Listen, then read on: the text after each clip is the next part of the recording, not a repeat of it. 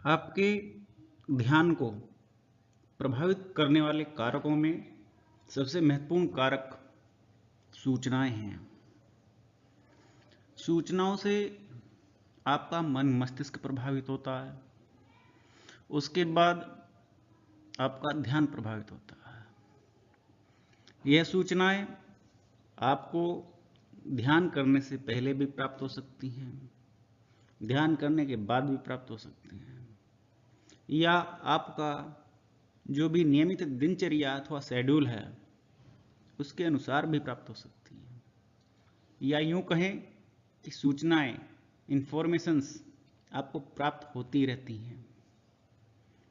ये सूचनाएं भी एक कई प्रकार के विचार हैं और ये विचार मनुष्य को अपने अपने साथ ले जाने की प्रवृत्ति में क्षमता रखते हैं। इन विचारों की इतनी क्षमता होती है कि किसी भी मनुष्य की व्यक्तिगत, सामाजिक, पारिवारिक और अन्य कई प्रकार की शांति भंग कर सकते हैं। आप सूचनाएं कई जगह से प्राप्त करते हैं, लाइक इंटरनेट, न्यूज़पेपर, मित्र, पत्नी, पुत्र, पड़ोसी, रिश्तेदार, समाज, अन्य।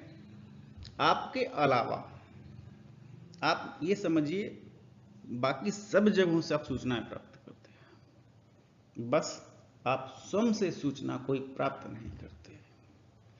क्यों? क्योंकि आपका अंतस टूटा हुआ है।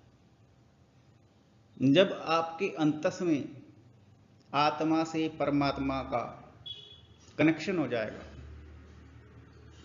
तब आपको स्वतः ही सूचनाएं प्राप्त होंगी। खैर, एक बहुत गहरा विषय है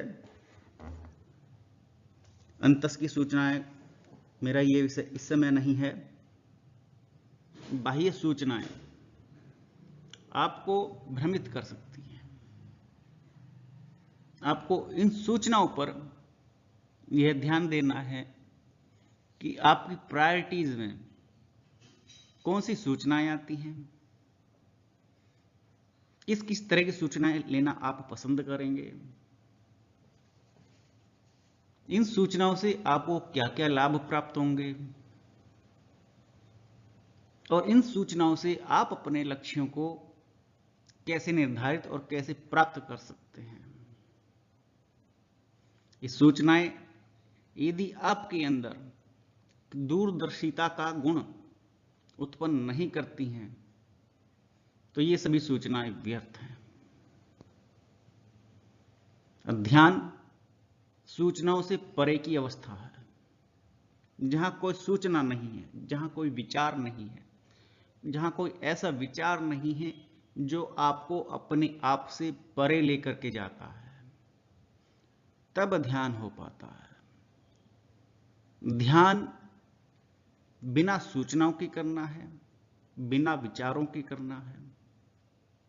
जब आप ध्यान में बैठेंगे तो अनंत विचार आते रहते हैं, निरंतर प्रक्रिया चलती रहती है।